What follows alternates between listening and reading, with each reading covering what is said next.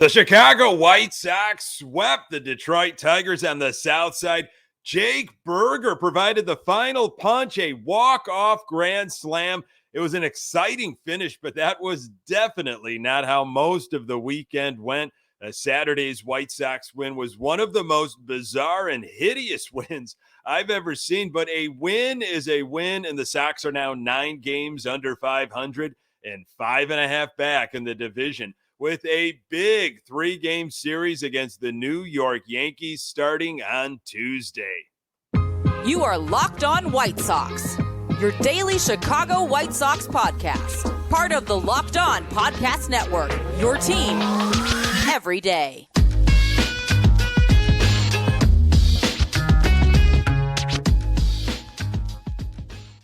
Hey, Sox fans, welcome back to Locked On White Sox. Thank you for making Locked On White Sox your first listen each and every day. We're free and available on all platforms. Follow us on Twitter at Locked On Sox.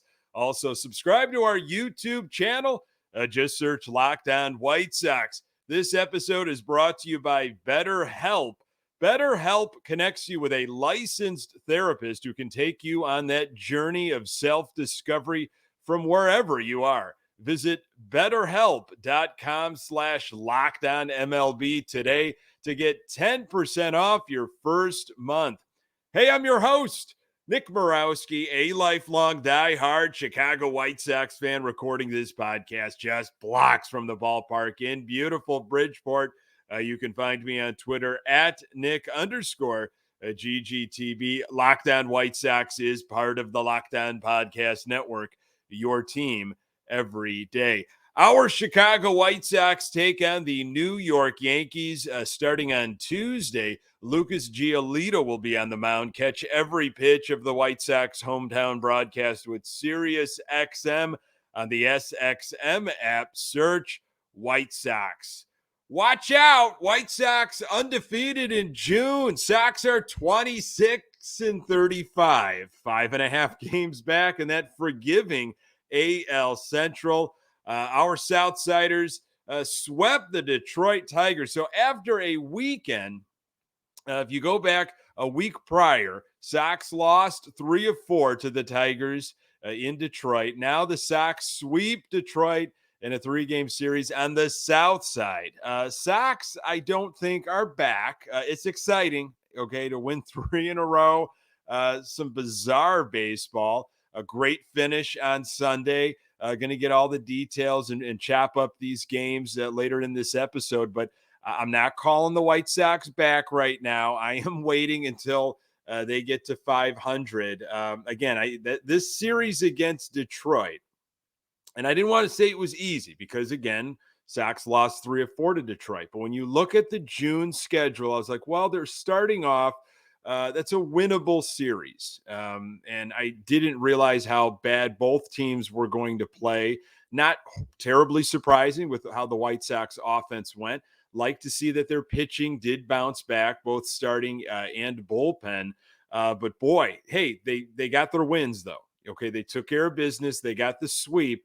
But I feel like the rest of the month will really be a test for the White Sox and beyond. Again, starting on Tuesday, a 3-game series against the Yankees. So you had Clevinger, Cease, and Kopeck pitch this past weekend in the Detroit series. Combined, our 3 starting pitchers in the series. Combined, they went 17 1/3 innings, 8 hits, 3 earned runs. Not too shabby. Bullpen this series, 10 2/3 innings, 6 hits, 1 run, 3 walks, 10 strikeouts. So bullpen, I was really impressed with how they performed as well. Offense, not so much. 11 runs during the series, only 1 home run, and that was the Jake Burger walk-off grand slam there in the bottom of the 9th. Boyd was on the mound for the Tigers on Sunday. And, I was listening to a majority of this game just on the radio, listening to Connor McKnight and DJ. And they were talking about how Boyd had a 6+ ERA at Sox Park coming into Sunday's finale. And they just kind of verbally were shaking their head at what was happening with the Sox offense here against Boyd. Boyd went 5 innings, gave up 3 hits, 1 earned run, 0 walks, and had 9 strikeouts against the White Sox. It was really rough. It was rough offensively all series long until the big burger bomb. So when you see a 6-2 final, you're like, okay, Sox 6 runs. I mean, it was a walk-off grand slam, but still, Sox won. Kopeck on the hill, and he had some good stuff going. That was a good positive sign for Kopeck. Sox going for the sweep. They had they kind of had a Sunday lineup. Moncada didn't start in the lineup, and you're kind of looking at some of these guys in the way they put it together on Sunday, and I was like, I was kind of looking for, with a day off on Monday, I was looking for a complete altogether lineup, but I think some of these guys have been laboring or grinding, as Pedro Grifol has said, due to playing through some injuries. So given Moncada a day off, he did come in to pinch hit on Sunday late in the game.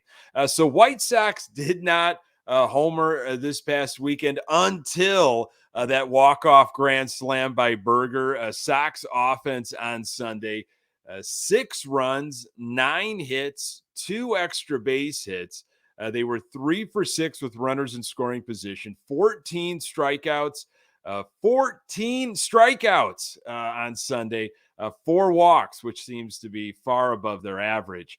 Andrus, he went 0 for 3 with 3 strikeouts. He played third base to start the game.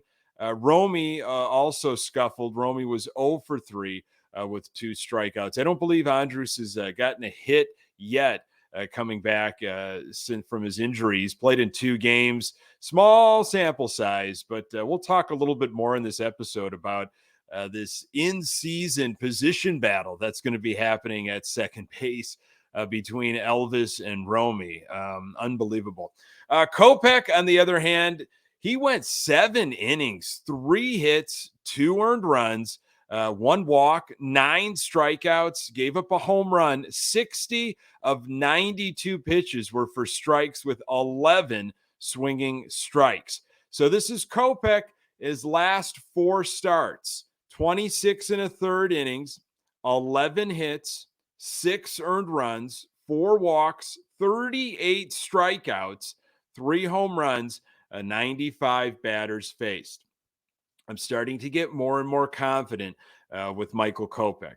The magic that we saw in those back-to-back outings against the Royals and the Guardians, that was outstanding. That might be some of the best starting pitching we've seen from a White Sox pitcher, all season long. When we look back and we think about things, I hope not. I hope we have some better outings, some similar outings from other guys, and maybe even Kopeck runs something back later this season. He's got the stuff. He absolutely has the stuff, and I think he's got the confidence. It's just always the control. It's that repeatable motion that Steve Stone has talked quite a bit about over the years. I love it when he analyzes and talks pitching. It's so true. It's that repeatable stuff, your arm angle, your where your fingers at, the release point, all of that stuff. If you've done any activity at all, whether it's bowling or golf, you have a repeatable motion. You know what that form is like. And when one thing is off, there goes your shot, or there goes, whatever you're doing activity-wise, sport-wise, there it is. It's off. And you're like, what happened? And it's all that motion. Something was not all lined up in sync. And that's kind of been the issue with, a lot of starters, but Kopeck for sure, in my mind, watching him over the years, balls start flying out of the zone, things are missing, inside, outside, and it just looks like he cannot find that spot. He cannot find that release spot. So I like that line for the last 4 starts from Kopeck. Liked his outing on Sunday. Bullpen, you had Joe Kelly. boy, he was quick pitching to Rogers. That was fun to watch. He's got that stalled, herky-jerky motion. That is kind of fun to watch, how he messes with hitters. Maybe it makes up for what we don't have with Johnny Cueto, who was a master at that last season. That every start of Johnny Cueto's, if you were with me last year on this podcast, I love talking Johnny Cueto starts because he was very fun to break down. And how he would twist and turn and stall and delay, then sometimes quick pitch. He was keeping batters off balance. That was an art form. And Joe Kelly's got some of that. He's been fun to watch, and he has been effective more times than not. Absolutely. Hendricks was in there, and boy, it was electric, man. He had a strikeout to end the inning.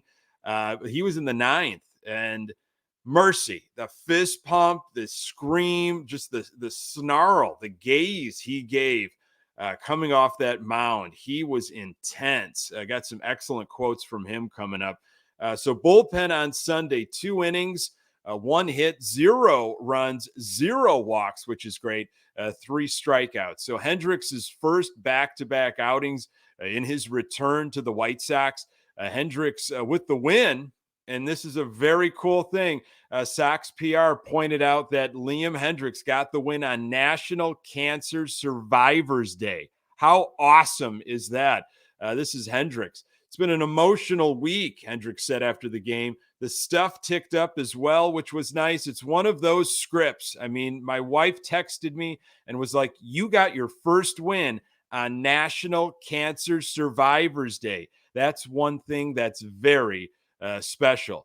Obviously, as soon as you get diagnosed, you're considered a survivor. You've lived through this. Hopefully, I can continue moving forward, continue to somewhat at least do the right thing on the field and give people some hope to continue fighting.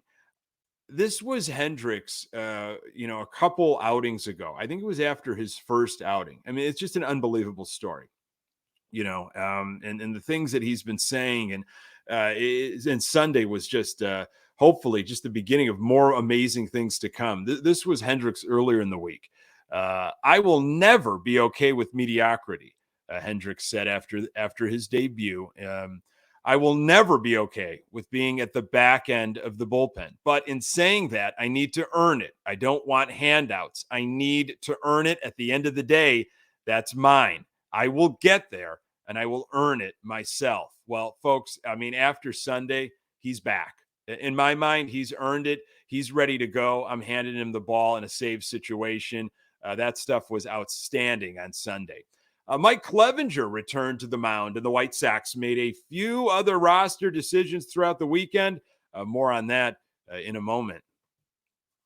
Today's episode is brought to you by eBay Motors. For a championship team, it's all about making sure every player's in a perfect fit. It's the same when it comes to your vehicle. Every part needs to fit just right. So the next time you need parts and accessories, head to eBay Motors. With eBay Guaranteed Fit, you can be sure every part you need fits right the first time around. Just add your ride to My Garage and look for the green check to know the part will fit or your money back. Because just like in sports, confidence is the name of the game when you shop on eBay Motors. And with over 122 million parts to choose from, you'll be back in the game in no time. After all, it's easy to bring home a win when the right parts are guaranteed. Get the right parts, the right fit, and the right prices on ebaymotors.com. Let's ride. A guaranteed fit only available to U.S. customers. Eligible items only. Exclusions apply. The White Sox face off against the New York Yankees on Tuesday. Catch every pitch of the White Sox hometown broadcast with SiriusXM on the SXM app. Search White Sox. So prior to Friday's game, obviously game 1 in the Detroit series, to make room for Clevinger and Andrus, the Sox designated infielder Hanser Cactus League legend Alberto for assignment and optioned right-hander Jesse Scholtens to Triple-A Charlotte. Had a feeling that might happen, Alberto. I didn't feel very confident, but I had a feeling. It's like with Romy heating up, you got the veteran Elvis Andrus. I don't know what value, besides being a veteran, that Elvis Andrus gives you. I can't stand this little in-season position battle that they're going to be going through. but it just felt like Hanser Alberto, there wasn't a spot for him, even though he was Pedro's guy, and he really won spring training. So DFA'd. Friday, the Sox skunked the Tigers 3-0. Clevinger on the mound, 5 innings, 3 hits, 0 earned runs, a walk, 6 strikeouts. His ERA now sits at 4.13. Liked what I saw from Clevinger. His velocity was up there too. He got right back to form, if not better. Bullpen, so Middleton, Lopez, Kelly, Graveman, they covered 4 innings on Friday, 3 hits, 0 earned runs, pair of walks, 2 strikeouts. This was per Scott Merkin, MLB.com. As for that offense, Tim Anderson knocked out 2 hits, setting up a 2-run 6th with a single to right, and then doubling down the left field line to score. Jake Berger with an insurance run in the 7th. After Berger beat out what looked like a double play grounder off the bat, Anderson is 11 for 29 over his last 7 games. Berger's got some wheels, man. He's got some sneaky good wheels. We've seen him go first to third. We've seen him score. He's stolen a base. He's got some speed on him. And Anderson, look, he's getting some hits here and there. I still need to see that power. Where is the power? Need those doubles. Love to have maybe a home run or two. This is what Grifol had to say about Anderson. If he starts spraying the ball around like that, that's going to be really good for us, Grifol said. As he goes, we go, right? He makes things happen for us in the top of the order. He's feeling better. He looks better. He took some good pitches today and had some good ABs. So if TA goes, the team goes. Is that still a thing? I don't know. It definitely doesn't feel like it was a couple years ago. I mean, last year we lost Anderson to that finger situation, and the team definitely scuffled. But, I mean, it almost feels like as Romy goes or as Berger goes, the White Sox go, which is really bizarre to say. But hopefully, if he's feeling better, TA, we can get some better results. But if you're sitting there and you're going to stay there at the top of the lineup, man, you've got to be consistently hitting that ball. And we need some power, too, from the top. The White Sox didn't get going until rookie hurler Reese Olson until the 6th, when Romy Gonzalez's leadoff single to left marked the team's first hit of the night. It was ugly. It was ugly for a while on Friday. Anderson and Andrew Benintendi followed with singles, and Eloy Jimenez extended his hitting streak to a career-high 13 games with a run-scoring single to center. Gonzalez eventually came around to score and then threw some leather at second as well. I've liked what I've seen from Romy Gonzalez. Sox offense, 3 runs, 6 hits, 1 extra base hit on Friday. Sox were 2 for 7 with runners in scoring position. So this second base carousel, Elvis returned to the team, but Romy continued to play on Friday and played well. This was post-game on Friday. He might still be our second baseman, Grifol said of Elvis Andrus. They're competing for a job over there. Elvis is a 15-year major league veteran. I'm certain his game is going to elevate to a level where he's going to force hands or find himself in the lineup. Competing for a job over there. It's June. This should not be happening. This is such a White Sox thing. Romy sat on Saturday, as did Berger at home again, which I don't understand. Again, Berger has been outstanding at home, slashing 365, 392, 849 before Sunday. A few things were going right for the White Sox. Romy and Berger have worked out so far, so just let it ride. This whole thing of trying to sprinkle Elvis in to see if he can maybe get hot so there can be some sort of competition at second. I think it's Elvis, you're back up, man. You're utility right now. You don't have a bat. You're playing out of position. Romy is throwing the leather, and he's got some pop in his bat. This Elvis is ready for the competition, though, so don't you worry. That's good. That's baseball, Andrews said before Saturday's game against the Tigers.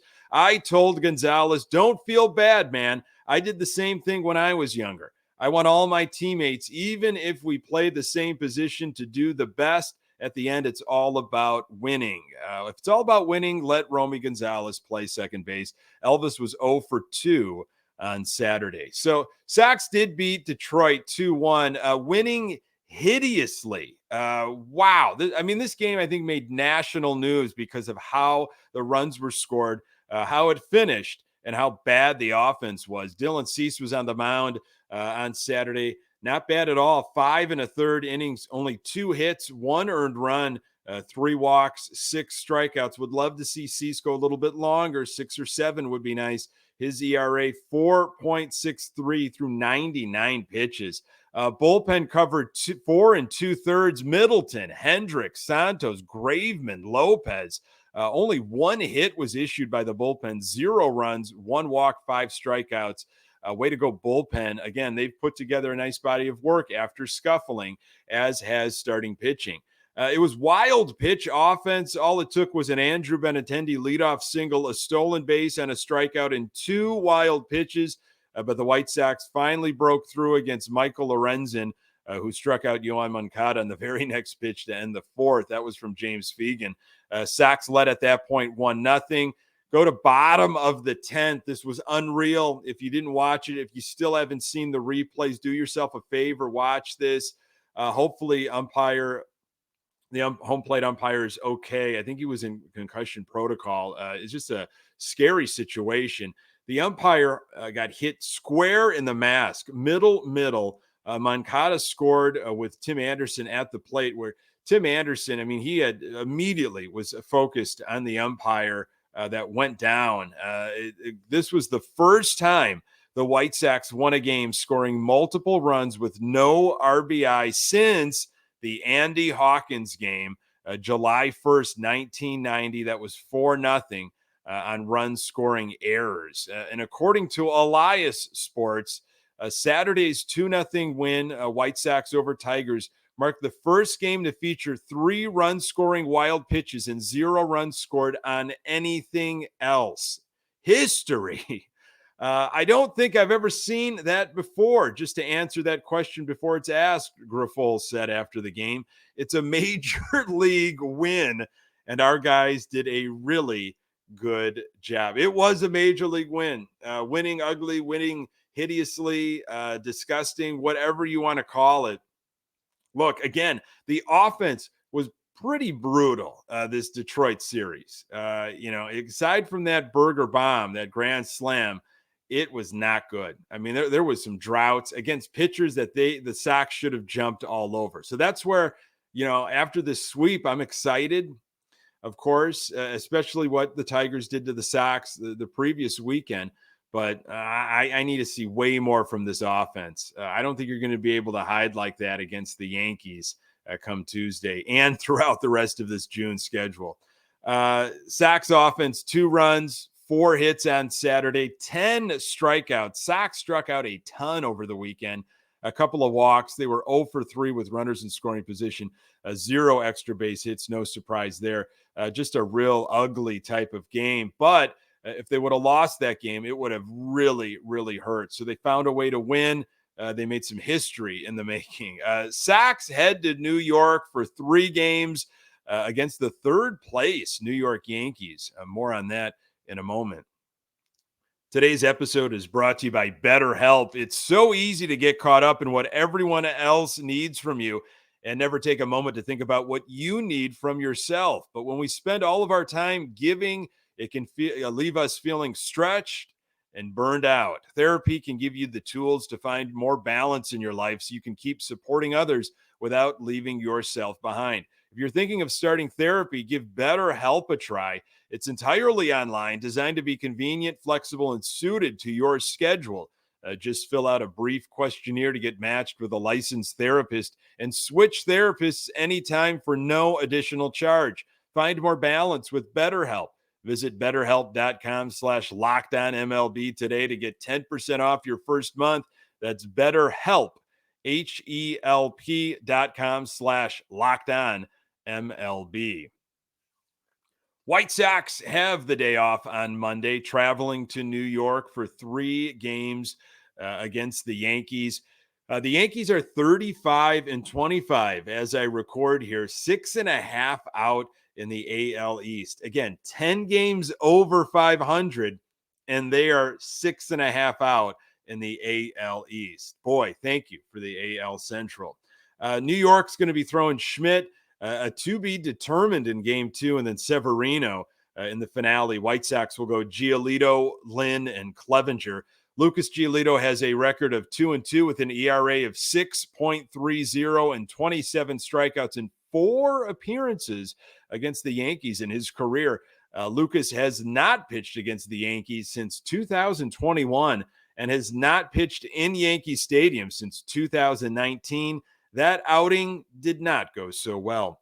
Last time we saw Gio, he went 5 innings against the Los Angeles Angels, 4 hits, 3 earned runs, 2 home runs. The offense completely bailed him out of that one, and he spoke about it in postgame. That was that 7-run game that the Sox had against the Angels, and then not a lot has been going on since then. So hopefully a day off, get your mind right a little bit, kind of process, okay, one day at a time. Obviously, we as fans, me particular, I look at the standings. I look at games out. I take a look at what Cleveland and Minnesota and what their schedules look like and beyond. But I think what Pedro Grifol and his coaching staff needs to absolutely do is keep these guys grounded, is the best that they can, one day at a time. As we keep trying to climb out, now 9 games under 500. It's going to be tough in June, but one game at a time. Lucas, you need to do a job on Tuesday, and the offense needs to somehow have good at-bats, get on base, and produce when they have opportunities, especially with runners in scoring position. Folks, thank you so very much for making this podcast part of your daily routine. You can find the Locked On White Sox podcast absolutely everywhere you find your podcast. We're on Twitter at Locked On Sox. You can find me on Twitter at Nick_GGTB. Don't forget to subscribe to our YouTube channel and get any questions, comments you have for a future mailbag episode, lockedonsox@gmail.com. Our Southsiders take on the Yankees on Tuesday in Yankee Stadium. Catch every pitch of the White Sox hometown broadcast with SiriusXM on the SXM app. Search White Sox. Thanks for making Locked On White Sox your first listen each and every day. And hey, everydayers, on the next episode, I will be talking with Jeff Cohen, who covers the White Sox farm system for Future Sox. They do an outstanding job there. Looking to pick his brain on what's happening in Charlotte and what we maybe could see later this season or beyond. Really appreciate you making time for the Locked On White Sox podcast. I'm Nick Borowski, and until next time, go Sox.